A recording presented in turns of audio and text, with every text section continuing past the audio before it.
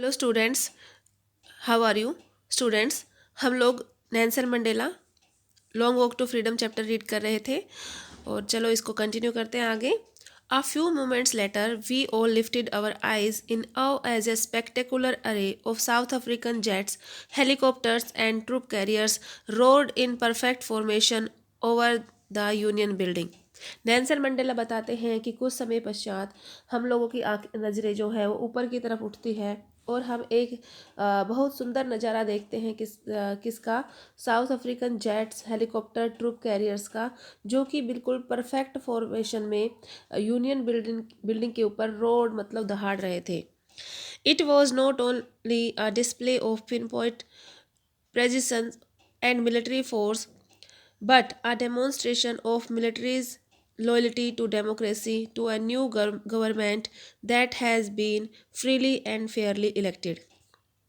तो ये जो डिस्प्ले था, ये जो वो नज़ारा था, ये एक्यूरेसी और मिलिट्री फोर्स का मतलब अब उनकी ताकत दिखाने के लिए नहीं था, बल्कि ये एक डेमोन्स्ट्रेशन था, एक डेमो था मिलिट्री की लॉयल्टी का डेमोक्रेसी के प्रति और उस गवर्नमेंट के प्रति जो अभी अभी फ्रीली और फेयरली इलेक्टेड हुई है।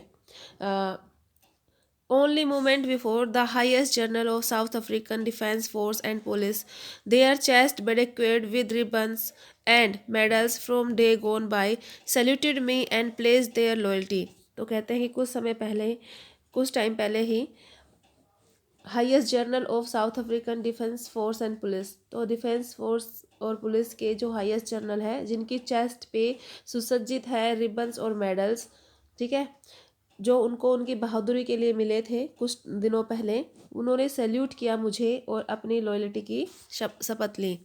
I was not unmindful of the fact that not so many years before they would not have saluted but arrest me. वो कहते हैं मुझे याद है, मैं भूला नहीं हूँ, ये बहुत दिन पहले की बात नहीं है जब ये सब लोग मुझे सैल्यूट नहीं कर रहे थे बल्कि मुझे अरेस्ट करते थे। Finally the chevron of Impala jets left a smoke trials of the black, red, green, blue and gold of the new south African flag. तो फाइनली मतलब अंत में सेवरन ऑफ इम्पाला, सेवरन मतलब एक पैटर्न होता है जो कि वी शेप में बनता है, तो इम्पाला जेट्स एक पैटर्न में उड़ रहे थे और स्मोक छोड़ रहे थे अलग अलग कलर की, जिसमें black, red, green, blue and gold colour था, जो कि साउथ अफ्रीकन न्यू फ्लैग का कलर भी था। The day was symbolized for me by the playing of two national anthems and the vision of whites singing Nakoi Siklel Africa and black singing Die Stamp, the old anthem of Republic। तो उस दिन जो दिन था वो मुझे यादगार था इसलिए क्योंकि उस दिन दो नेशनल एंथम गाए गए थे। एक तो वाइट लोगों का था नकोई सिक्लेल अफ्रीका और दूसरा ब्लैक लोगों का डाई स्टैम्प, जो कि इस रिपब्लिक का, इस गणतंत्र का पुराना एंथम भी था। Although the day neither group knew the lyric of the anthem they once despised, they would soon know the world by heart। तो वो बताते हैं कि यद्यपि ये दोनों ही ग्रुप जो थे एक दूसरे के एंथम्स के लिरिक्स को उनको नहीं आते थे, ठीक है, और क्योंकि उन्होंने बहुत बार उनको गाया नहीं था, लेकिन जल्दी ही वो इसको सीख जाएंगे। On the day of the inauguration I was overwhelmed with the sense of history. तो कह रहे हैं कि इनोग्रेशन के दिन मैं सेंस ऑफ हिस्ट्री यानी हिस्ट्री को याद करके ओवरवेल्म था, मतलब भावुक था। In the first decade of the 20th century, a few years after a bitter Anglo-Boer War and before my own birth, the white-skinned people of South Africa patched up their differences and erected a system of racial domination against the dark-skinned people of their own land।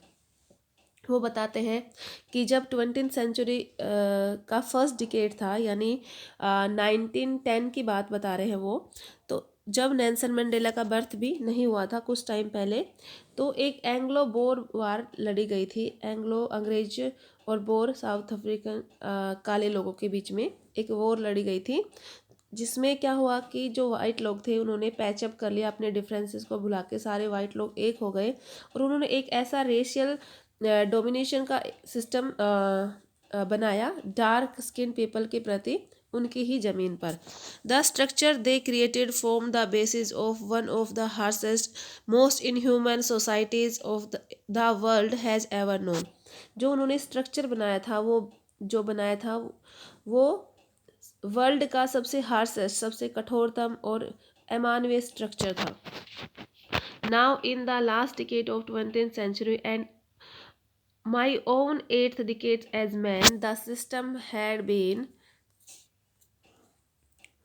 overturned forever। तो वो कहते हैं कि अब जब ये last decade जा रहा है 20th सेंचुरी का और मेरी उम्र का खुद 8th डिकेड है, तो उसमें ये स्ट्रक्चर को पूरी तरह से हटा दिया गया है, replaced by one that recognised the right and freedom of all peoples regardless of the colour of their skin. तो अब इस चीज़ को बदला गया है एक ऐसे सिस्टम को जिसमें सभी के राइट्स को और सबकी फ्रीडम को मान्यता मिलेगी, चाहे वो किसी भी कलर के हो। That day had come about through the unimaginable sacrifice of thousands of my people whose suffering and courage can never be counted and repaid।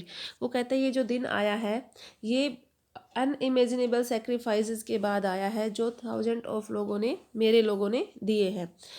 वो बताते हैं जो उन्होंने सफरिंग उन्होंने सही है, यानी जो उन्होंने कष्ट सहे हैं और उनके जो करेज था उसको ना तो गिना जा सकता है ना ही उसको रिपे किया जा सकता है। I felt that day I have on so many other days that I was simply the sum of all those African patriots who had gone before me. Nelson Mandela बताते हैं कि उस दिन और बाकी और भी दिन मैं हमेशा यही सोचता रहता हूँ कि मैं और कुछ नहीं हूँ, मैं उन्हीं अफ्रीकन पैट्रियट्स जो मेरे से पहले चले गए हैं उनका ही एक सिंपली सम हूँ। That long and noble line ended and now begin again with me. कह रहा कि जो इतनी अच्छी लाइन थी, जो लोग चले गए, ठीक है, उनके साथ जो लाइन एंड हुई थी वो मेरे साथ ही शुरू हो रही है। I was pained that I was not able to thank them and that they were not able to see what their sacrifices had wrought। वो कहते हैं कि मुझे पेन होता है जब मैं उनको थैंक नहीं कर पाता हूँ और वो भी अब ये देखने के लिए नहीं है यहाँ पर कि उनके जो सेक्रीफाइस थे वो क्या उनके सेक्रीफाइस की वजह से हमने क्या अचीव कर लिया है। The policy of apartheid created a deep and lasting wound in my country and my people. तो जो पॉलिसी थी अपार्थाइड की उसने एक डीप, गहरा और लंबा घाव दिया है मेरी कंट्री और मेरे लोगों के ऊपर। All of us will spend many years if not generations recovering from that profound hurt। वो कहते हैं कि हम लोगों को अगर जनरेशन नहीं लगेगी इस चीज़ से उबरने के लिए तो काफ़ी साल तो लग जाएगा इन चीज़ों से बाहर निकलने के लिए। But the decades of oppression and brutality had another unintended effect, and that is produced the Oliver Thobos, the Walter Sissulus, the Chief Lethulis, the Yusuf Dedus, the Baram Fishers, the Robert Subuques of our time. वो कहते हैं लेकिन ये जो sacrifice था इसका एक unintended effect भी हुआ, यानी जो नहीं चाहते थे उस तरह का इफ़ेक्ट भी हुआ। इन सब चीज़ों के वजह से ये सारे लोग जो थे हमारे टाइम में पैदा हुए। Man of such extraordinary courage wisdom generosity that they are like may never be known again. तो जो ये लोग हुए थे उनके करेज, विजडम और जनरोसिटी जैसा अब मतलब हम लोग अब आगे नहीं देख पाएंगे। Perhaps it requires such depth of operation to create such height of character। कहते हैं कि शायद जो ऑपरेशन की डेप्थ होती है, जब ज़्यादा गहराई से किसी का शोषण किया जाता है तभी उसके करेक्टर को हाइट मिलती है, यानी जब ऐसे करेक्टर वाले इतने अच्छे लोग पैदा होते हैं। My country is rich in the minerals and James that lie beneath its soils. But I have always known that its greatest wealth is its people, finer and truer than the purest girl diamonds. तो Nelson Mandela बताते हैं कि जो मेरी country है south Africa, वो minerals and James में मतलब रिच है, यानी इसकी ज़मीन के नीचे बहुत सारे मिनरल्स एंड जेम्स पाए जाते हैं। लेकिन जो मंडेला है वो हमेशा सोचते हैं कि जो मेरी कंट्री की ग्रेटेस्ट वेल्थ है, धन है, वो क्या है, इसके लोग हैं जो एकदम फाइन है, बिल्कुल सच्चे हैं और ठीक है, एकदम प्योर है डायमंड की तरह। It is from these comrades in the struggle that I learned the meaning of courage time and again. I have seen men and women risk their and give their lives for an idea.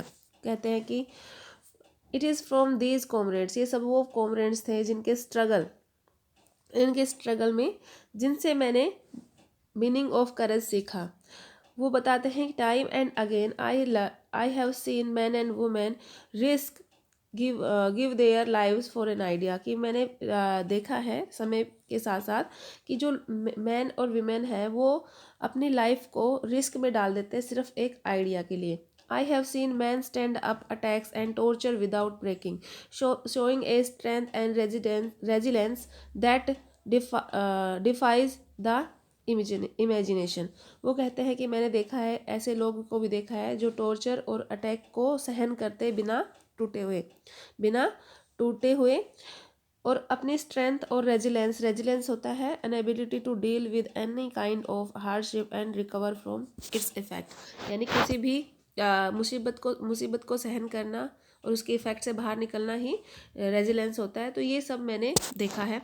I learn that courage was not the absence of fear but the triumph over it. मैंने ये भी सीखा है कि जो करेज होता है वो एब्सेंस ऑफ फियर नहीं होता, यानी डर का ना होना ही करेज नहीं होता, बट लेकिन उसके ऊपर विजय प्राप्त करना होता है। The brave man is not he who does not feel afraid but he who conquered that fear.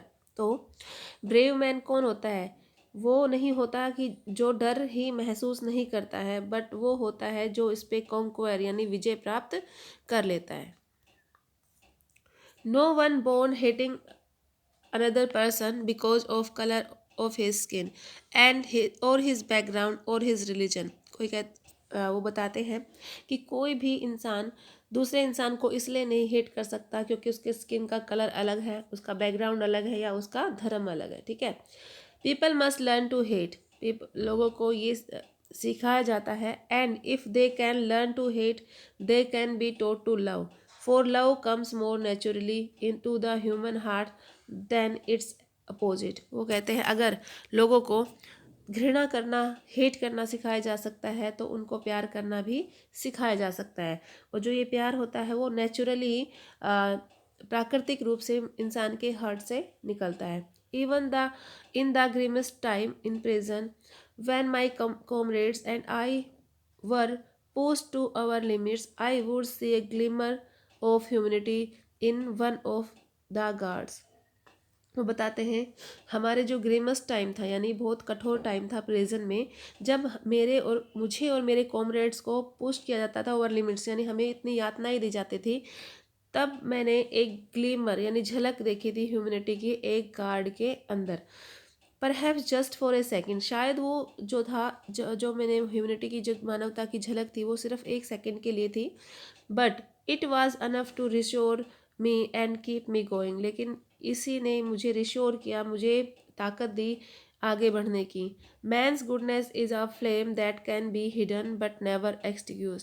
कहते हैं मैन की जो गुडनेस होती है, अच्छाई होती है, वो एक फ्लेम ज्वाला की तरह होती है जो कि छुप सकती है लेकिन बुझ नहीं सकती। ठीक है, तो बच्चों आज हम इसका सेकंड पार्ट यहीं तक रखेंगे, जो चैप्टर बच गया उसको हम थर्ड पार्ट में कंप्लीट करेंगे।